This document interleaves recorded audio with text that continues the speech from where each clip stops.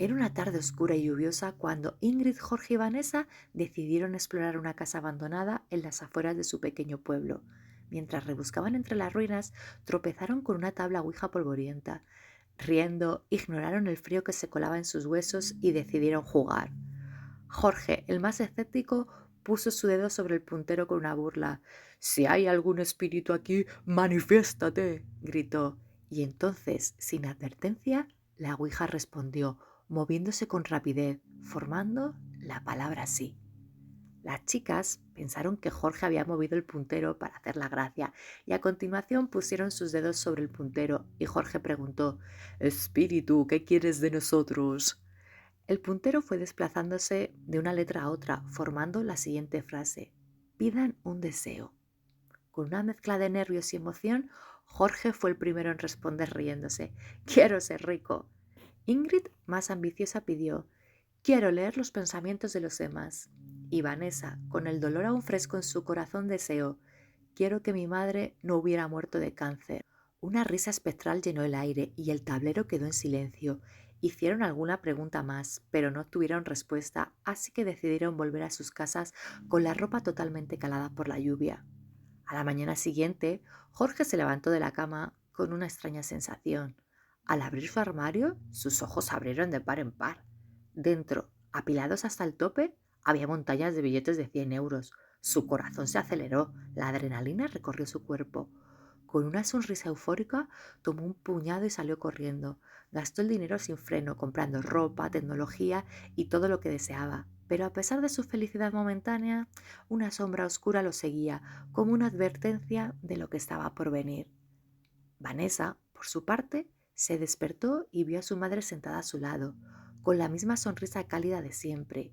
El alivio y la alegría la invadieron por completo. Pasaron el día juntas, riendo, cocinando y recordando viejos tiempos. Todo parecía perfecto, como si la tragedia nunca hubiera ocurrido. Vanessa se sentía plena, creyendo que por fin el dolor había quedado atrás. Ingrid, mientras tanto, caminaba por la calle y descubrió que podía escuchar los pensamientos de todos a su alrededor. Algunos eran banales, otros oscuros, pero la mayoría estaban llenos de los deseos y preocupaciones que las personas escondían. Supo de inmediato cómo usar esa habilidad a su favor. No solo podía anticiparse a lo que otros querían, sino también manipular las situaciones a su conveniencia. La ventaja la hacía sentir poderosa y disfrutaba cada instante.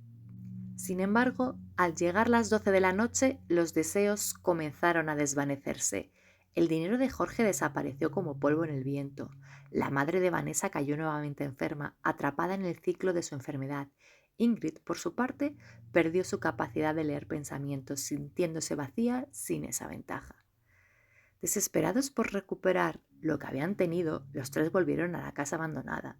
Cuando los chicos cogieron el tablero, el espíritu no tardó en manifestarse.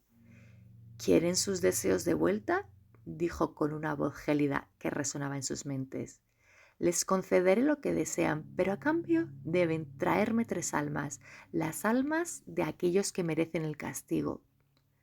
Ingrid, Jorge y Vanessa se miraron entre sí, inseguros pero ansiosos. ¿De quién?, preguntó Vanessa, su voz apenas un susurro. El puntero se movió rápidamente por el tablero, deletreando nombres que ninguno de ellos conocía. Alonso Rivas, Sara Campos, Diego Méndez. 3 personas desconocidas, aparentemente ajenas a sus vidas.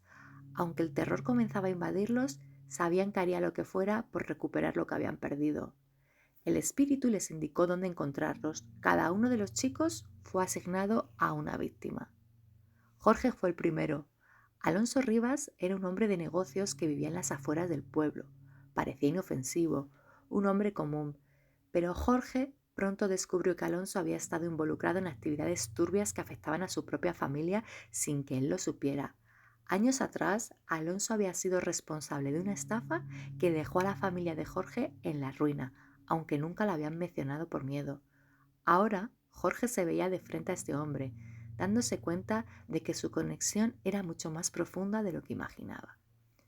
Ingrid, por su parte, siguió las instrucciones del espíritu hasta llegar a una mujer llamada Sara Campos. Al principio, le pareció una completa desconocida, pero mientras la observaba y la seguía, empezó a recordar historias que sus padres le contaban de pequeña.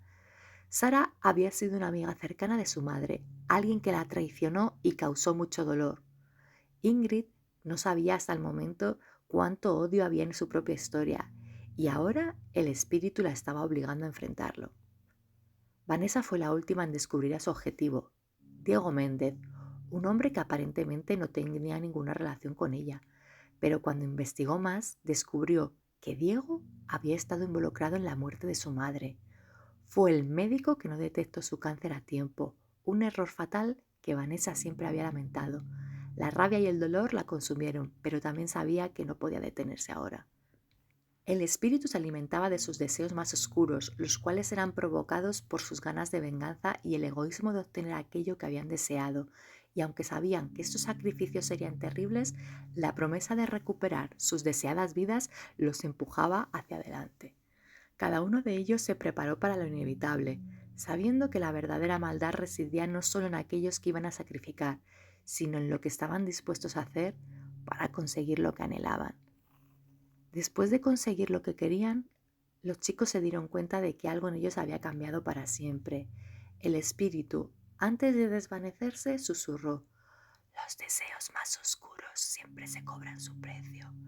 Recuerden que a veces lo que más ansían es lo que más los destruirá. Y así comprendieron que aunque obtuvieron lo que pidieron, habían perdido algo mucho más importante: su humanidad y una parte de su alma, consumida por el mal que ahora los acechaba.